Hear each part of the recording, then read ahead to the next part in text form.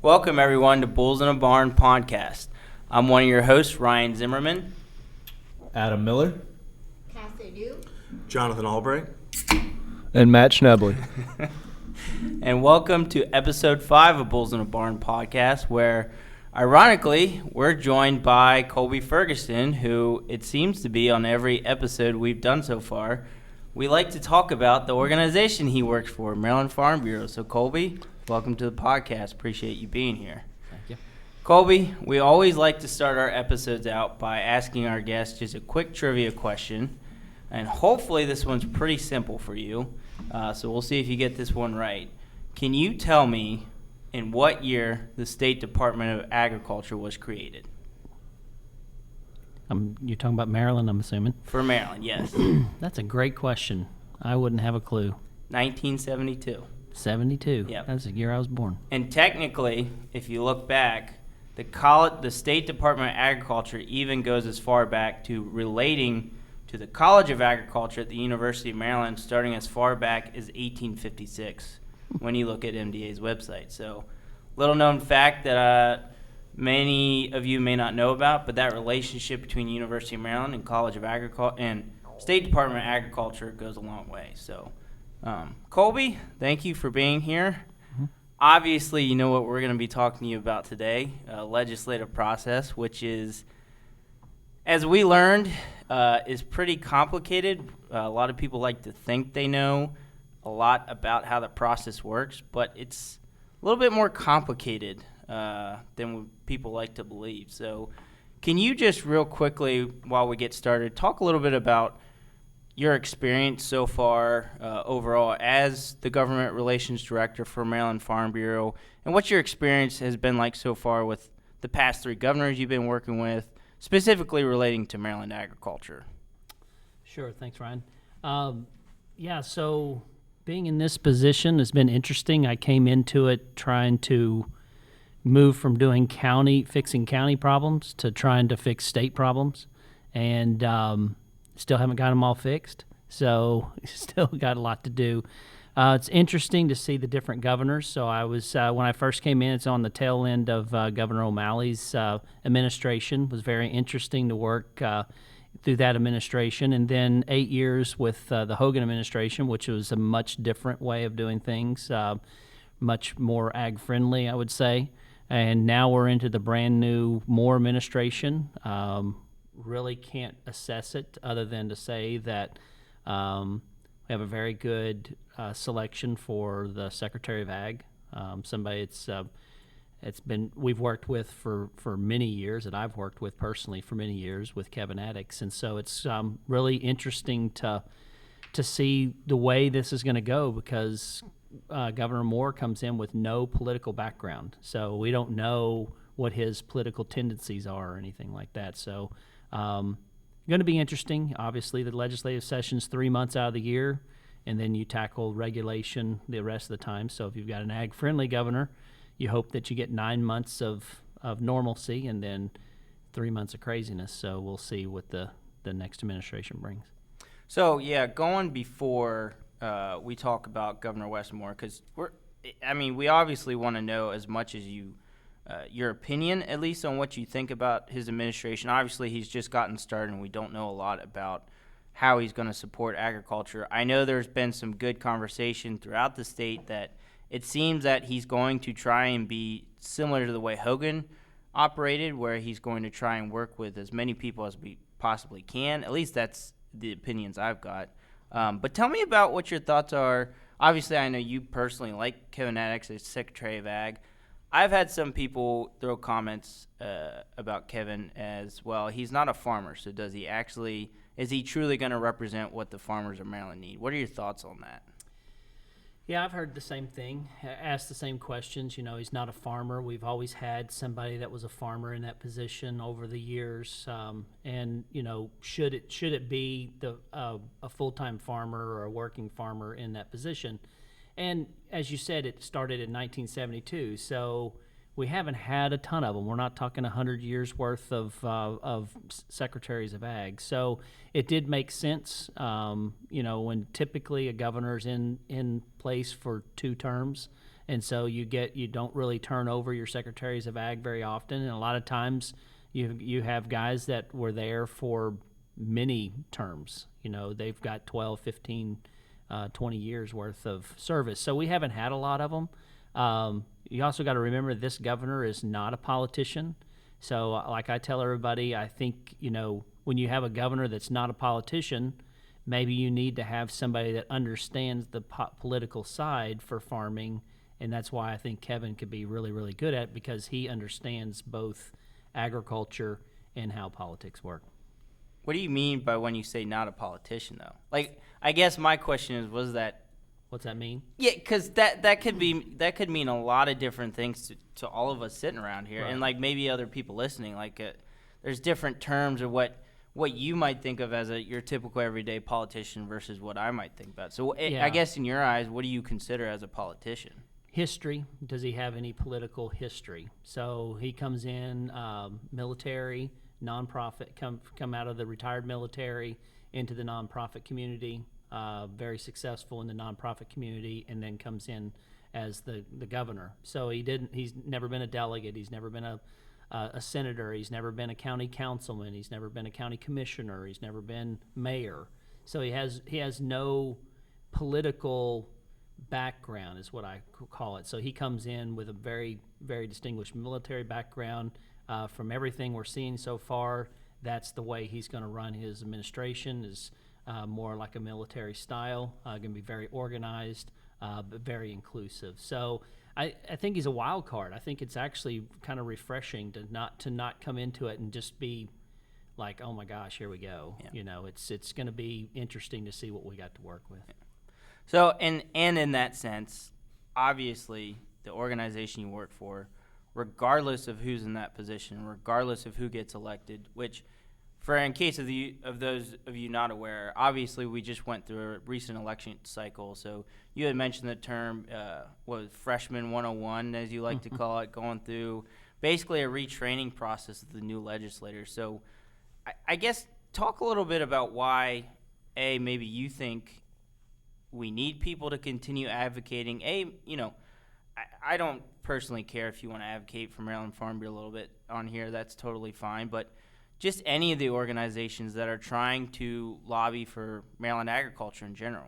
What are some things in 2023 that you're focusing on? Maybe things that you think we as people in the LEAD program need to work on or try and be a part of?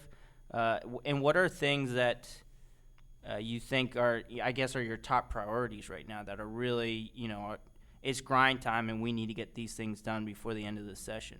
Sure.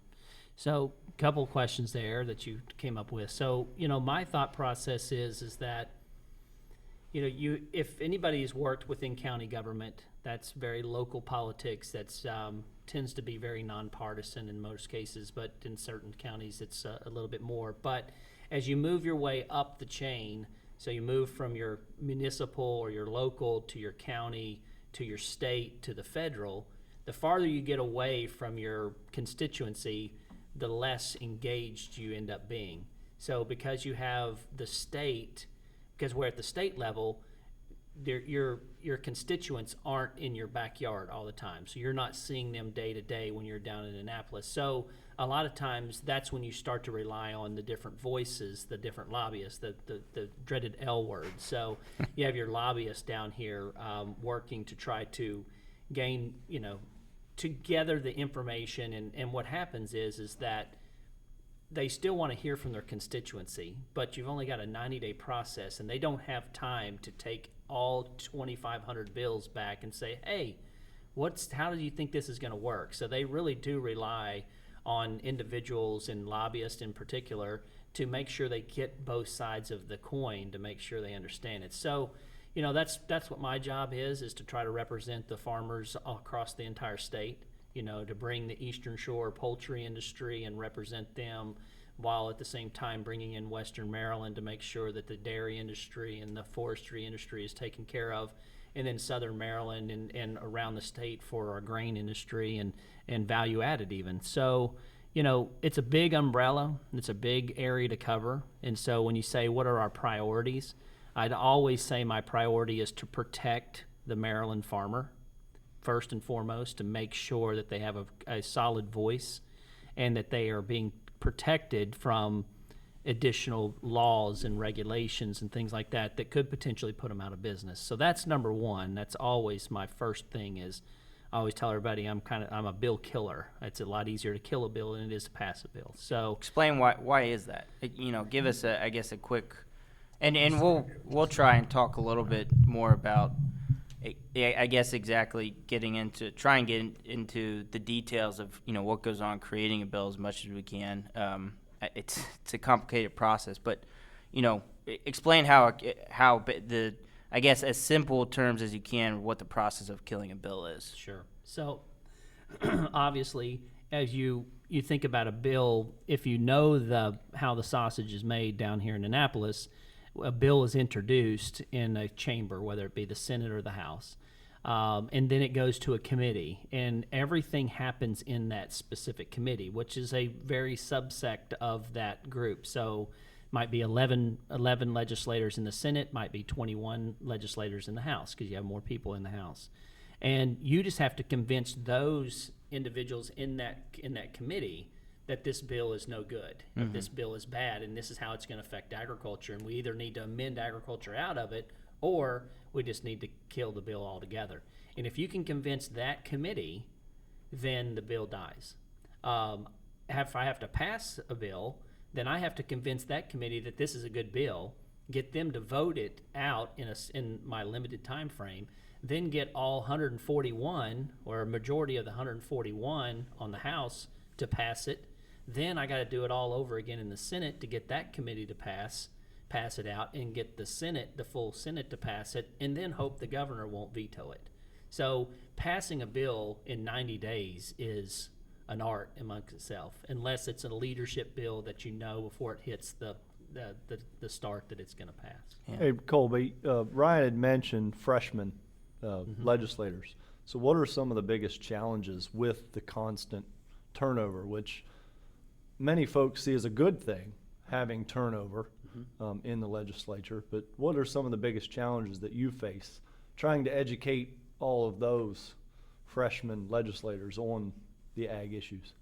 Well, the challenge is that, and I heard you guys say this on a podcast a couple of times now, that Maryland is roughly 90% of the Marylanders, including our legislators, are 3 or more generations removed from agriculture. So that means they don't live on a farm, their parents don't live on a farm, and not even their grandparents live on a farm. So their association with agriculture a lot of times is novelty through agritourism, or just driving by it when they're driving to and from work or whatnot. So their understanding of agriculture is extremely limited. And so if you've been here for years and been a legislator for years, then you've worked with the agriculture industry in the community for many years, and so you start to understand the underlying issues that happen that's different between agriculture than a regular business.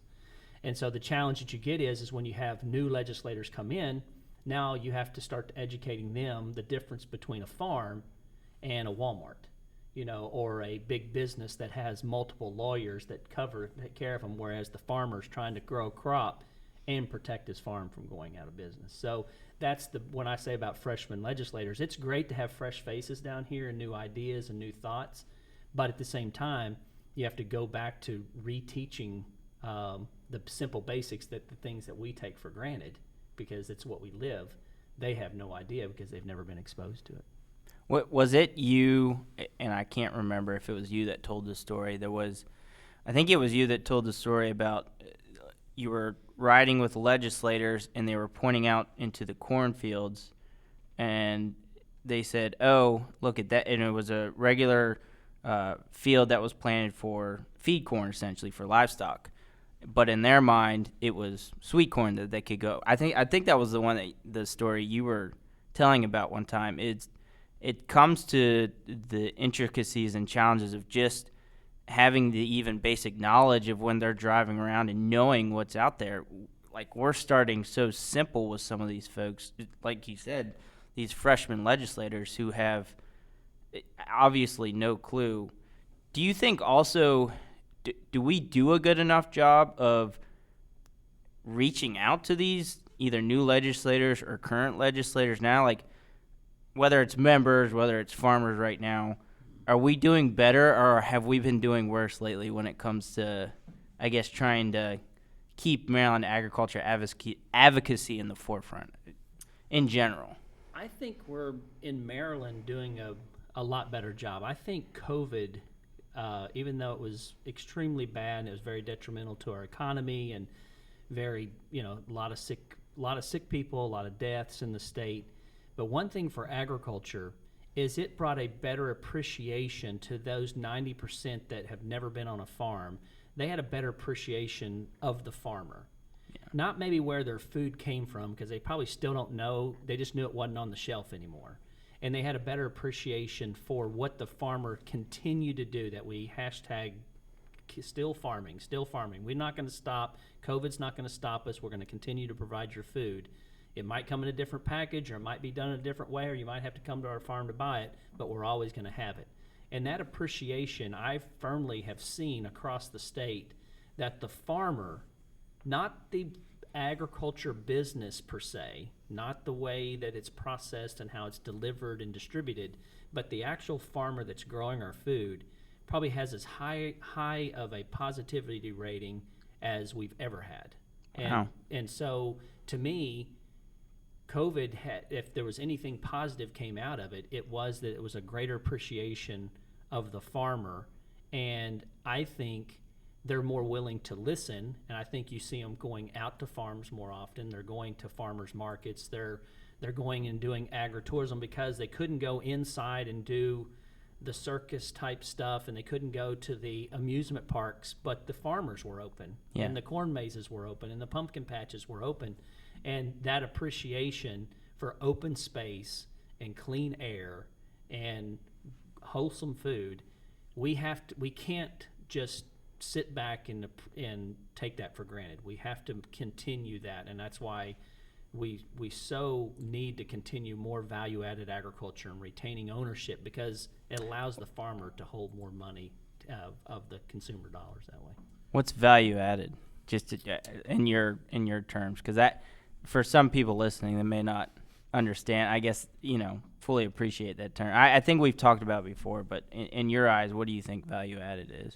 Well, this is simple. I mean, you've got several on your podcast here that do this every day, but it's growing a crop, retaining the ownership in it, and either further processing it or just retaining it and packaging it in a way that I can sell it directly to the consumer instead of going through the wholesale market and getting pennies on the dollar. I can actually retain the ownership of that consumer dollar.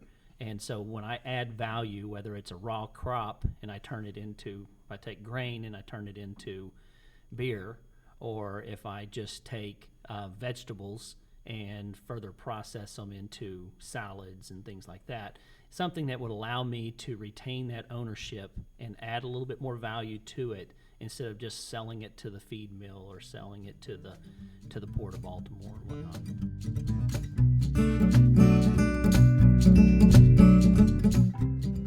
Bulls in a Barn podcast would like to especially thank the Maryland Agriculture Council. The Maryland Agriculture Council promotes Maryland agriculture and educates the public on its importance, and also sponsors ag grant educational programs such as the Bulls in a Barn podcast. We'd like to also thank the Maryland Agriculture Council for hosting the Taste of Maryland and the 53rd Annual Taste of Maryland in 2023. Be sure to check out all our future episodes on all your podcasting platforms.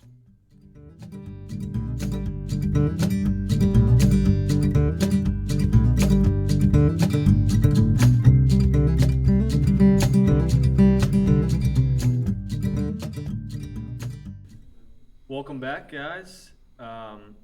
We're here with Colby Ferguson with Maryland Farm Bureau. Colby, I think we jumped off the conversation a little too quick down the legislative process. I'd like you to talk more about Farm Bureau because I think we have some listeners that don't probably really know what Farm Bureau is, whether they're farmers or non-farmers. So if you could just briefly talk about Farm Bureau, what they do for farmers. Sure.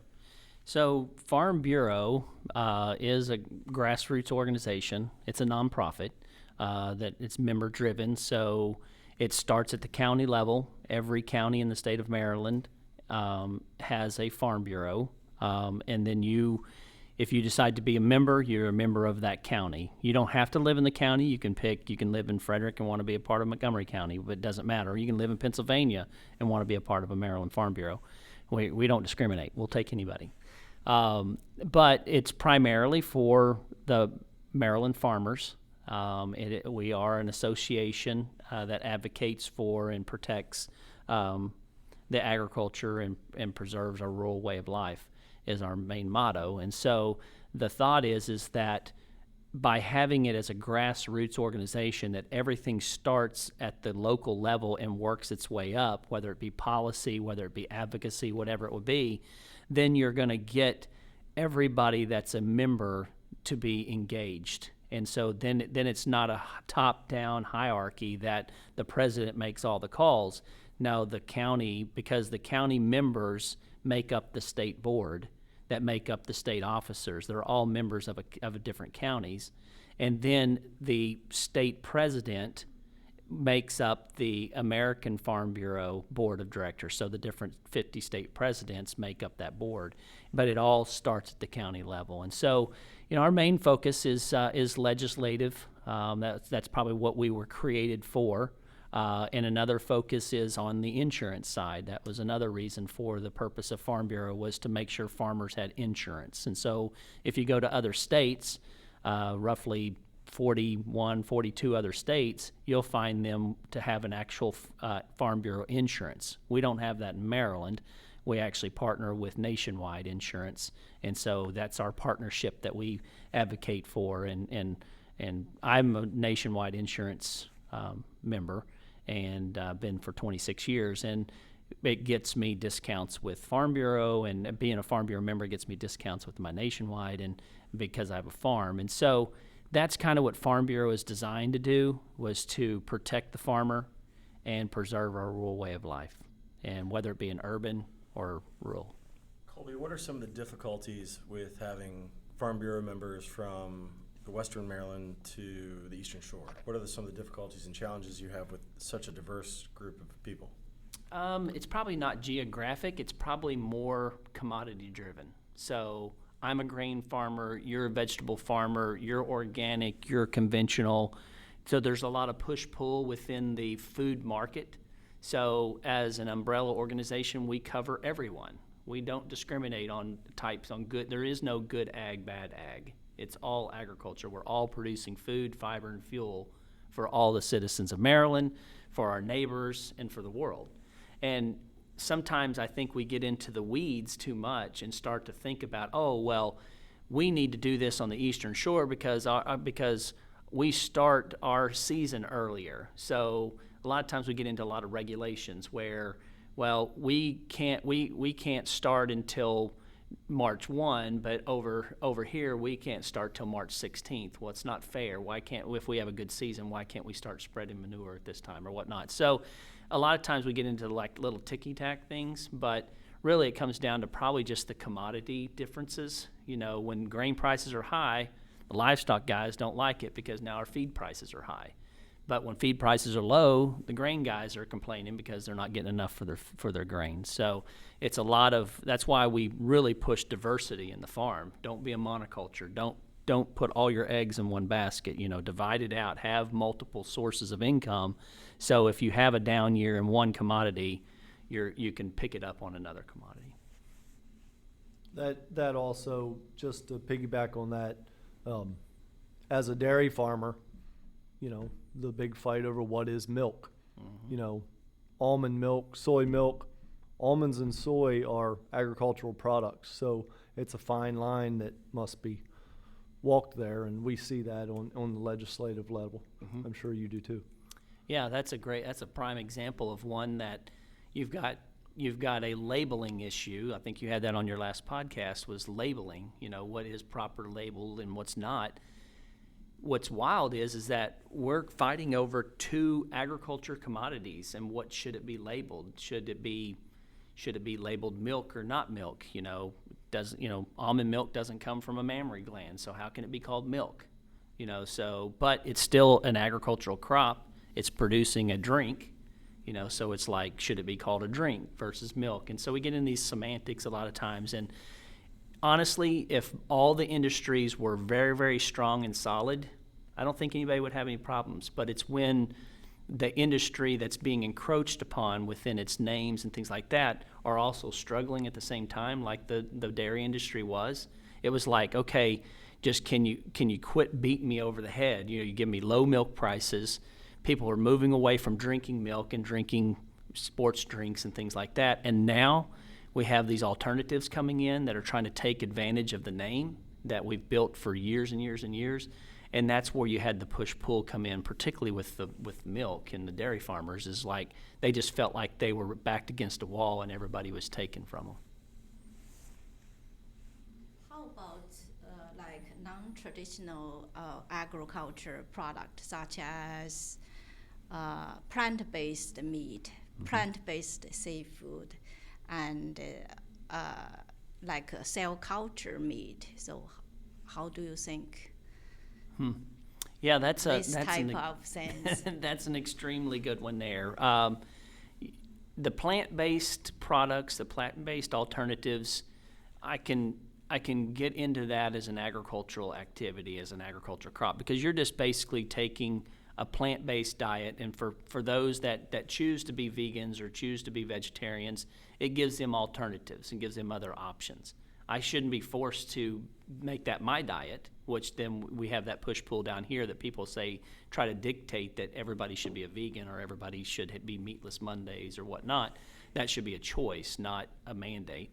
But then when you get into the cell culture, and there's so many people that push against factory farms. They call them factory farms or whatnot. And the mentality of a factory farm is not that it's a factory, not that it's building something, until you start talking about cell-based meats, where that's almost like a factory farm, where you're literally, it's no livestock, there's no animals, you're taking a cell and you're putting it in a culture dish, and you're literally making it in a factory.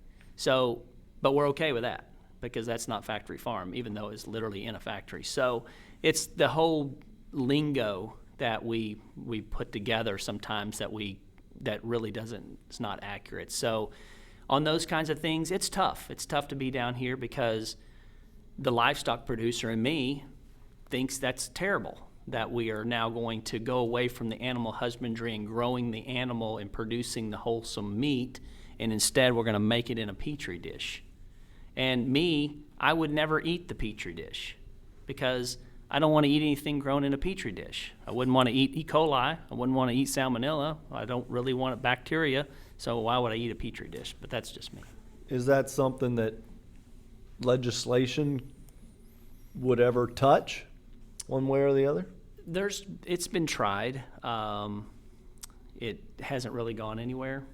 There's been some truth in labeling legislation, which I believe is what the direction you should be. We shouldn't be conning the consumer into thinking they're getting one thing and they're getting something else. I think there should be truth in labeling, whether it be the truth of what's nutrient, what truly is the nutrient value of it, what truthfully is what are the ingredients. That's why we have the ingredients on labels on there. It's why we look at the nutrition values to be more truthful. So we're not trying to say, oh yeah, this is really good for you, and not put anything on the label and then come to find out it's bad for you. So that's kind of the truth in labeling would be the thing that I think is probably the best way to legislate that.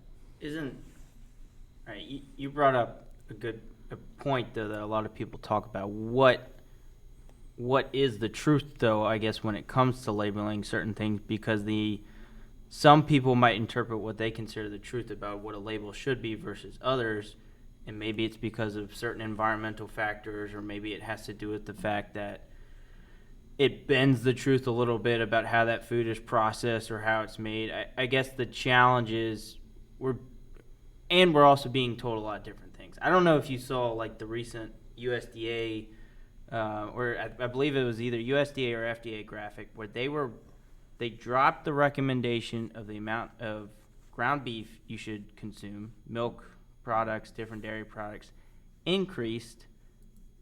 I think it was like frosted mini wheats was like the third highest thing. And I'm not trying to bash, we got to support wheat farmers and the grain industry. I'm not trying to bash that, but somehow they now are saying a sugary cereal is better for you than a whole product such as like ground beef that you get directly. That's where it becomes, I guess, confusing, is that nobody knows what the truth is anymore about what is right or good for you, because we're being told two different things. Milk was considered cancerous back in what, the 50s or 60s?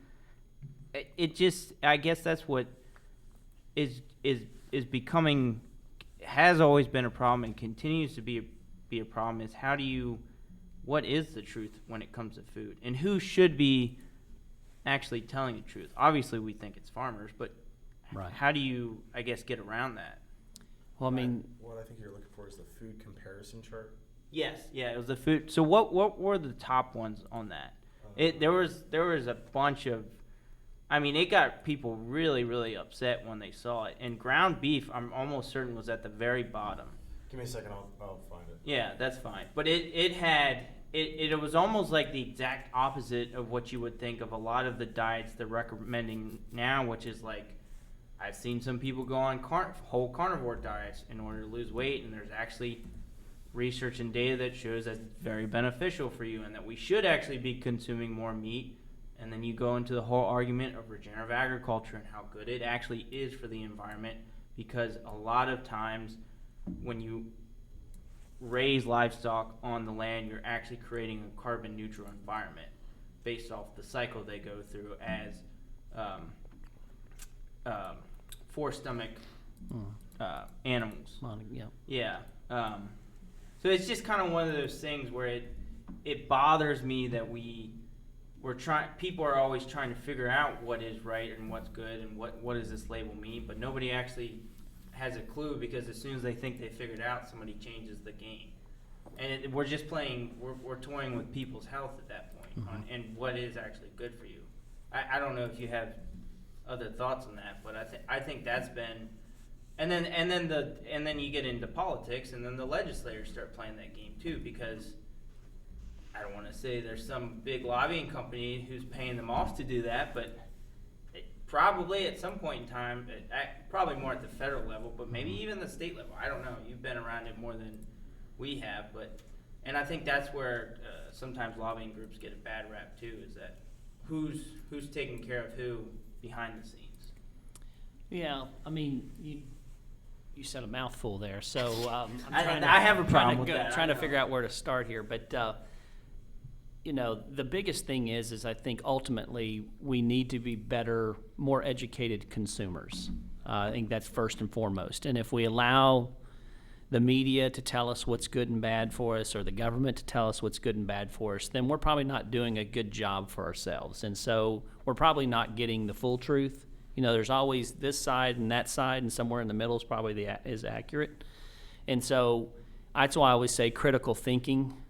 There's two things that if you can master, you're going to be very successful in life. It's not math, it's not English, it's not literature, it's critical thinking and creative writing. If you can do those two things and master both of them, you're going to be successful, because you're going to be able to critically think about both sides and formulate your own opinion and do the research and gain the knowledge and vet the discussion, while at the same time being able to write about it or be able to put your thoughts down on paper. And so, my thought is that you should be more educated. We should be better educated consumers. We should know that whether this stuff is crap or if this is truth. I think we all feel pretty, as if we're not gullible, that we pretty much know that eating a sugary cereal is probably not as it's not as good for me as maybe eating something that's whole. That's, an apple or a fruit or a vegetable in its whole form versus something processed. So, I think you just got to hope that the consumer is smarter than the stuff that they get shoved down their throat sometimes. So, I think that right there is a potential opening to continue to keep Farm Bureau involved with education purposes of the consumer. Not on the legislative side as well, but do you see Maryland Farm Bureau as potentially going down that road of, educating the consumer. continuing to educate the consumer even more and in depth on these type of issues? I don't necessarily know if it has to be a Farm Bureau thing, but I think we need to advocate for more opportunities for farmers to educate the general public. So we're not, farmers for many, many, many years have felt like, hey, I'm going to stay on my rural area, I'm going to stay on my farm, and I'm going to keep my head under, I'm going to keep plowing ground, I'm going to keep my head under the radar and stay out of everybody's way, and hopefully they'll leave me alone. Well, now we know that that's absolutely can't do that, because if you're not the voice, I always tell everybody, it's like, you're either at the table or you're on the menu. So you either go to the table and be there to speak up for the way that you do it, how the real world actually works, or they're going to write the narrative for you. And so that's the problem that we have today. And, that's one thing that Farm Bureau's done for years, is to be that person at the table for those farmers that can't physically be there day in and day out. Right now, do you think farmers could have the time to be down here for 90 straight days from the middle of January through the middle of April and be bird dogging all these bills, 2,500 to 3,000 bills? Number one, they're not going to understand half of them. And number two, they're not going to have the connections to be able to fight them and know what to do. And so that's where I see Farm Bureau probably having its best value. All right, so I was able to find an article that talks about the food chart. So this article was published, the new government-funded food pyramid says Lucky Charms are healthier than steak. And I can talk about what the chart says, but this was actually published. It was not by the U.S. government, but it was published to show the shortcomings of the current way that foods are ranked within the United States, or how they are actually ranked within the food nutritional system. So according to the current rankings, that's how the foods that they use, the algorithm that they used, is how they're ranked in their bar chart. It's according to our laws currently, or how the U.S. government ranks foods. So that's how they did it, and it's just they did it to show the shortcomings of the current system. So in it, it has watermelon and kale both at 100. Frosted mini wheats are at 87. Unsweetened almonds are at 86. Going down, they have like ground beef is at the lowest at 26. Cheddar cheese is 28. Going up, whole eggs are 29. So yeah, and there's like maple syrup, canned pineapple and heavy syrup is a 51. A boiled egg is at a 49. So they're all over the place as far as these things, but the Lucky Charms are at a 60, and whole wheat bread is a 60. So they're saying Lucky Charms are technically better than ground beef, according to the system that's currently in place. So they did this as a way to show people that there needs to be reform within the grading of how we grade foods. So so it's more of it's more of like a grading value. Well, the article was published to show that the way the grading values are currently set up, that they don't work properly. Just how we were talking about nutritional facts and how everything is labeling. Basically, the labeling is not appropriate to our foods that are out there now. Okay, so it's more about a labeling issue on those. Yes, Okay. or how we grade foods, how we look at them currently, according to the system that we currently have. Technically, ground beef is worse than Lucky Charms. And how it's labeled. Well, not probably labeling. how it's probably is looking at the amount of regulation to produce that product. So if you think about a cereal that comes out, it's basically a grain that's refined, makes the cereal, goes in the box. It doesn't, versus a beef, which has to go through a certified USDA certified facility, has to be inspected, has to be packaged in a certain way, has to be inspected there. So if you look at the level of inspection for potentially hazardous foods such as meats and milk products and dairy versus non-potentially hazardous foods such as pies and cakes and cereals, that you would obviously see there's going to be a significantly less amount of regulation on those non-potentially hazardous foods versus the ones that could potentially kill us. So if that's how it's looked at, is I don't know if it's any more reform. The last thing I want to have done is that all of a sudden there be no regulation to make sure my meat's processed properly. The last thing I want to do is get E. coli poison or something like that. I mean, that's the whole push behind the whole raw milk deal. Isn't that Do we originally want to do that? why most red meats had to become USDA inspected in the first place? Yeah, issues because of with- sickness. Yeah, because you just, if I'm processing on my farm and it's staying locally and I'm not shipping it halfway across the country, the shelf life is going to be significantly different than if I'm selling it to 4 different people and it's got to change hands. And so, yeah, if it has a growing component where it can grow a bacteria easily, yeah, I want to make sure that stuff. And that's why U.S. products are the gold standard for the world, is because of our meat inspection and our inspection process and our requirements for food safety is better than anywhere in the world. And we take so much advantage of that we don't appreciate that anymore. And so then we're like, well, we don't need to eat beef. We need to eat a vegan diet because we should not eat beef because, they create a climate change or something like that. We kind of totally miss the whole concept of what these things actually do. This is completely off topic, but do you happen to know the actual amount, tax dollar wise, that is brought in by agriculture for the state? So production ag only, not all the ancillary components with the services and the equine industry, just the production ag from poultry and dairy and grain and things like that, were roughly, I can't remember the number now, $2 to $3 billion industry just on the production ag. But then when you add in the other components such as equine and the value-added component within the farm alcohol productions and all those, you're pushing well over $20 billion to $30 billion industry, or the number one industry. For the state of Maryland right now? $63.2 billion. 63.2. Yeah. So, yeah, the agriculture industry is still easily the number one industry in the state, both on the land use as well as the income. Do you find that hard to convey to legislators that agriculture still is the number one industry in this state, and the bills that they're trying to pass could potentially be very harmful? A lot of people think that, that down here in Annapolis, we've got these 141 delegates and 47 senators that, oh my gosh, like the vast majority of them are anti-agriculture. I would go out on a limb and say that none of them are anti-agriculture. None of them got elected to come down here and put put farmers out of business.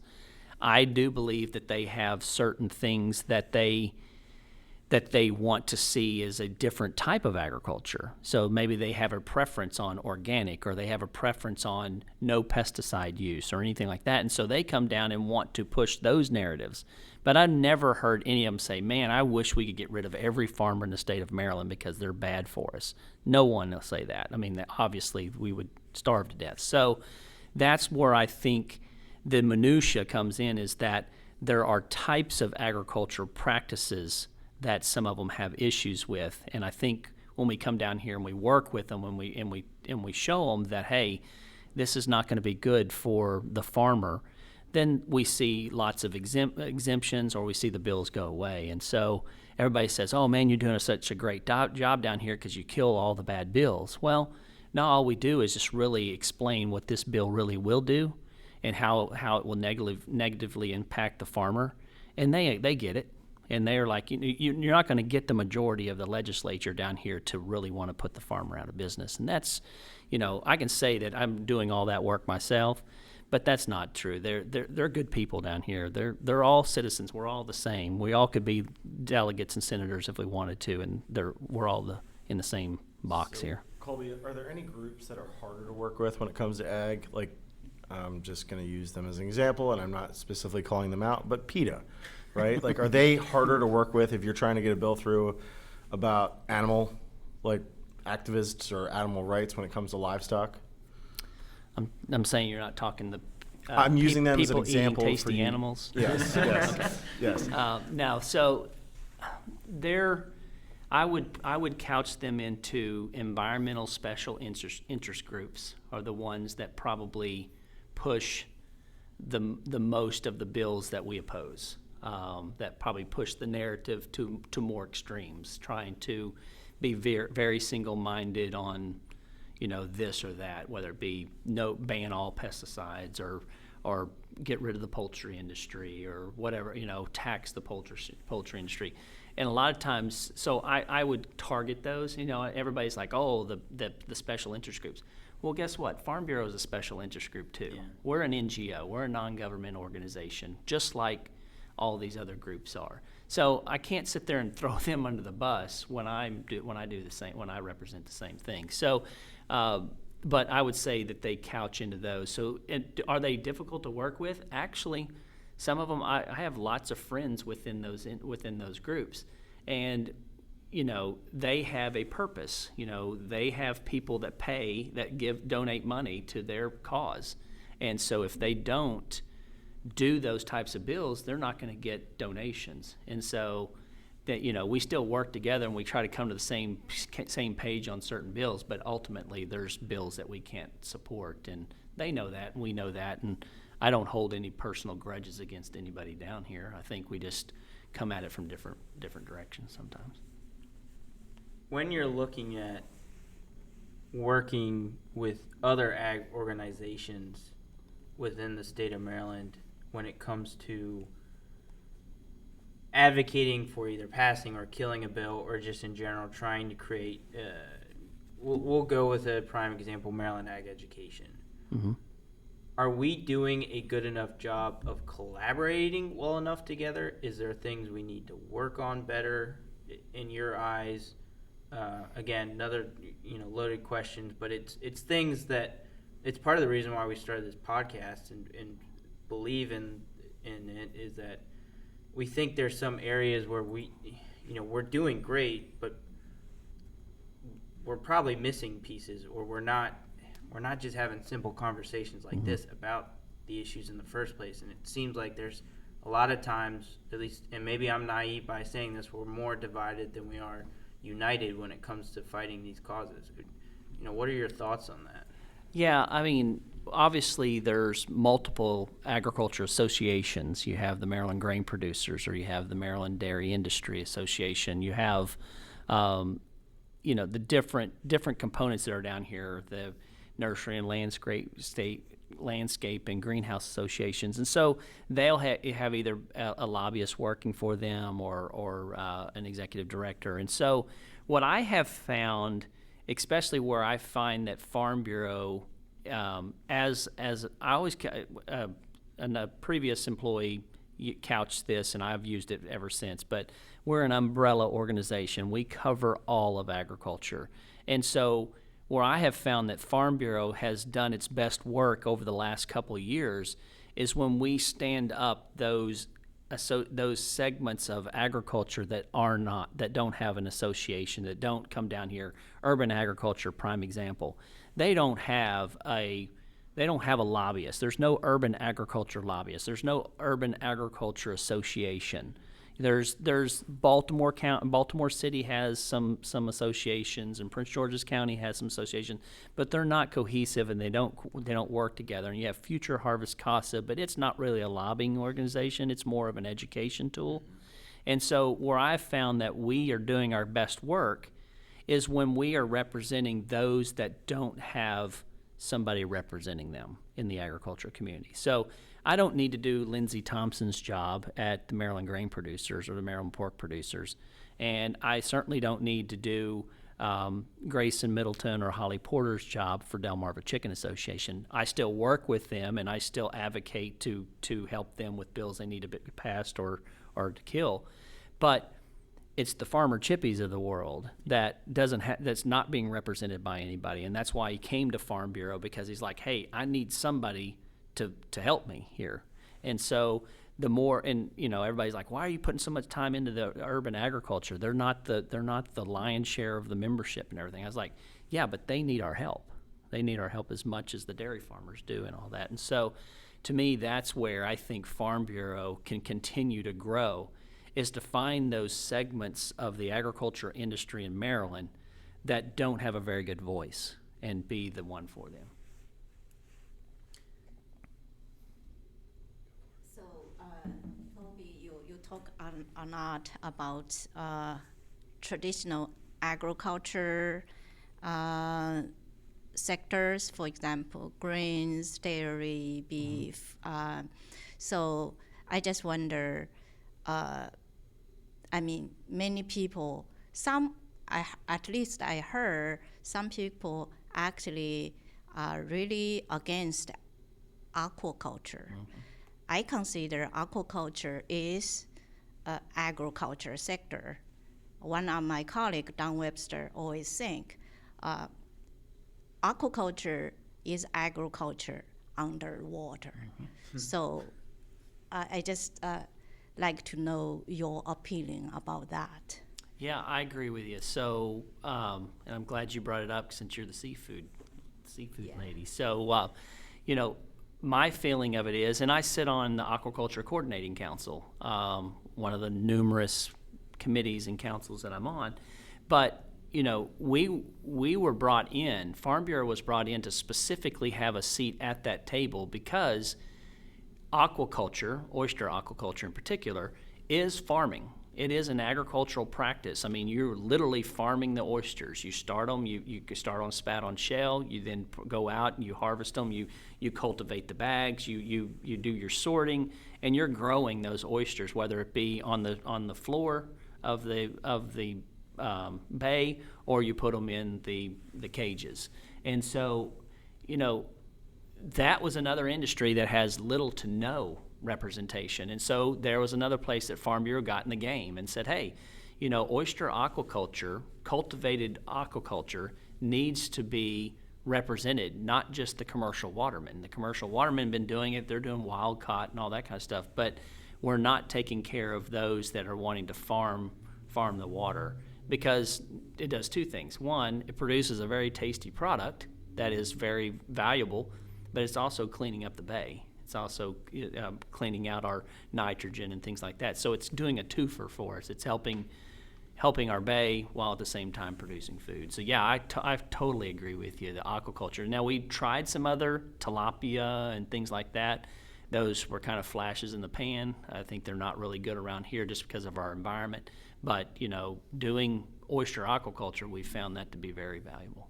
Thank you so much for all your support. Sure. Our aquaculture industry. Yeah, we have a new DNR secretary that's gonna be very supportive of aquaculture and very supportive of cleaning up the bay and continuing that process, and aquaculture is gonna have to be critical in that. Thank you.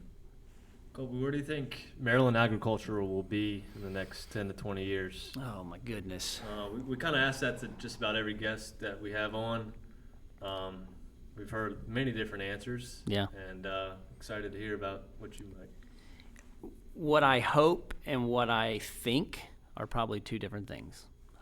My hope is that we continue to allow and have it where there's enough open space for all types of agriculture to continue, whether it be row crop, whether it be livestock.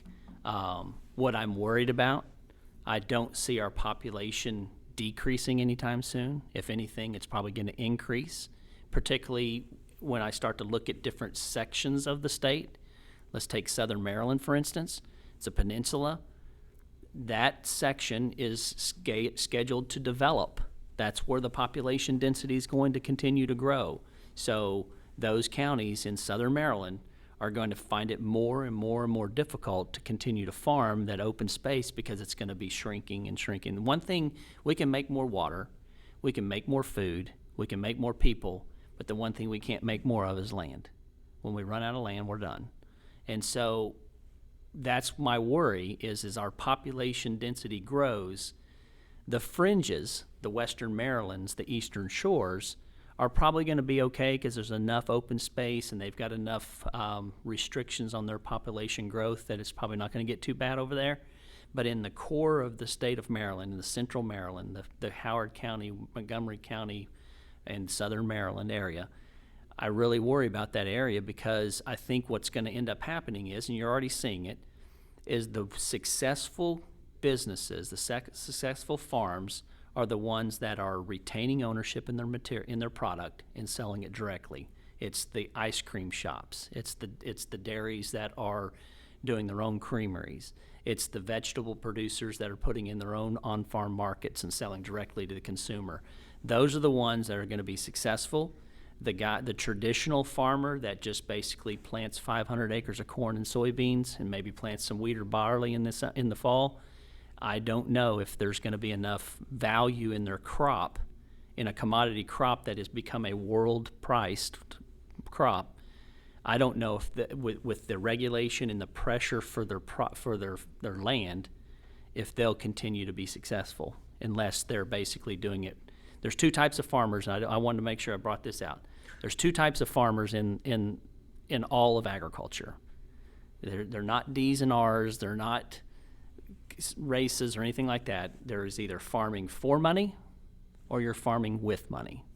Those are the only two types of farmers out there. And what that means is if I'm farming for money, I'm trying to make my living based on my farming activities. I'm trying to put a house, put a roof over my kid's head, trying to put food on my table, put my kids through college, pay my debts, pay my mortgage through my farming practice. That is farming for money. Now, your other type is farming with money. These are individuals like myself who have a farm in Frederick County. My primary income is my job here. So I'm farming with money. So my farming practices are to try to get a tax credit at the end of the year. So I'm not looking to make money. It's actually bad for me to make money because then it just adds on to my taxes that I owe. So if I'm farming with money, then I'm going to be more available or more able to pay for that more expensive BM, best management practice, or to put that other practice in, or do it in a smaller scale where I don't need to generate hundreds of thousands of dollars worth of income. Maybe I only need to make $20,000 or $30,000. I could live on that, but I enjoy my farm. I've raised my kids on it, and it was a way to provide those things. So that's one thing that I try to teach down here is that to let legislators know that farming for money farmers, which is the lion's share of our farming community, which make up the lion's share of our membership, they can't afford to put all these things in place, all these regulations, and meet all these restrictions and all these pesticide restrictions, or to switch over to this or switch over to that, because they're still trying to make a living. That's their job, is to be profitable, not to provide you and me with the cheapest food we can do, but to be profitable. These guys over here that are willing to put in all these environmental practices and be able to do organic and be able to do, pesticide free and all these kinds of things, they can afford to lose their crop because they're not trying to make money on it. And it's just they just chalk it up for a bad year. They get a better tax credit because they lost more money, and they go on with life. So that's things that we have to remember. Colby, would like to thank you for joining us for this time. We would love to have you on for another episode at another night or another time. Anybody else have any more parting words before we finish tonight? I just want to thank you, Colby, for all you do at Maryland Farm Bureau. It does not go unnoticed by the Farm Bureau members and by the community. The feedback that me as a not only a lead member, but sit on the Maryland Farm Bureau board, we hear a lot back from our members, constituents, that the good job you're doing down in Annapolis. So keep up the good work. Thank you. Thanks, Percent. Thank you, Colby. I hope we can have another episode to talk about more agriculture-related issue, traditional, non-traditional. Thank you so much for all your support to all the agriculture industry. Thanks. Yeah, thanks for stopping by, Colby. It was an honor. Just wanted to ask, did you want to plug anything in about any bills coming up in Annapolis this session, or about Farm Bureau? Any plugs you want to? I would say there's two bills that are priority bills for Maryland Farm Bureau that we're working. It's not just our bills, but there are other stakeholders. But the one is the Agriculture Ombudsman Bill for value-added agriculture. It has been shown across the board, and the pandemic really accentuated it, is that all of a sudden we had this ready-made demand for all this local product, whether it be meats or processed fruits and vegetables or whatnot, and all of a sudden farmers are like, hey, I want to capture this opportunity, or they decide they wanted to start processing pork to sell to the consumer, and they call up the meat processor, and there's 6 months to a year wait to get in line to be able to. And right now, you have to start requesting a processing for pigs before they're even born yet. Because it only takes about 6 months to get them big enough for processing, and we're 7, 8, 9 months out. So what we are finding is that a farmer decide they want to get into it, the regulatory process is a quagmire of nightmares, whether it be a county planning and zoning issue, whether it be a state permitting, whether it's is it the health department, is it Department of Environment, is it an MDA? And then throw on top of that USDA requirements and permits that you're needed. And a farmer's like, oh, the heck with this. I can't do this. And so what we're doing is we've got a bill in that's supported by the Department of Ag and the administration. It has a very low fiscal note. It's already had a very good bill hearing in the Senate. So we've got a House hearing coming up in a couple of weeks. But it creates this person at the Maryland Department of Agriculture that a farmer can call and say, here's what I want to do. How do I do it? And then they help them with the roadmap to get them through the regulatory nightmare that is in trying to do these types of value-added ag. And it's not just meat processing. We're looking at if you were in the forestry industry and you want to do some value-added ag in the forestry industry, or aquaculture, or fruits and vegetables, whether you want to go into food processing, potentially hazardous foods, things like that. But obviously the meat processing is the one that really kicked it off. And so that's a bill that I hope that we get passed. I don't see any reason why we won't, but I think it will do as much value to the farmer today that's trying to add value to their crop that just can't do it because of all these regulatory problems. So that bill, and then the other bill I'll put in is in the state of Maryland, if your electric meter for your farm is tied to your house, you get a residential rate for your electricity, and you don't pay sales and use tax. However, if your electric meter is not tied to your house, it's out at your dairy barn, or it's out at your grain elevator, or it's out at a location where you run your irrigation pivots, you're paying a commercial rate and you're paying sales and use tax. So half the farms in the state of Maryland don't pay sales and use tax for the electricity. The other half are. And then to boot, manufacturing facilities don't pay sales and use tax on their electric generation. So we have a bill in this year to basically level the playing field and say, hey, all farming practices, all meters that are tied for farm electricity use should be exempt from sales and use tax, just like all the other manufacturers are. So that bill is a fairly simple bill. We had it in last year, ran out of time at the very end. We've got it in again this year, and so hopefully we get those two bills passed. But that's the two that I'm really focusing on passing, and then trying to kill the other bad ones. So thank you guys again. Colby, always a pleasure. I always wish we had more time with these. We barely scratch the surface with some of this stuff, but I always appreciate what you do. I saw it firsthand. Very thankful. Folks, thank you for listening. Be sure to check out all our other episodes on YouTube, Spotify, Apple Podcasts, and also please give us a like and subscribe. And guys, let's go have some drinks and let's have a good night. Bye, everybody.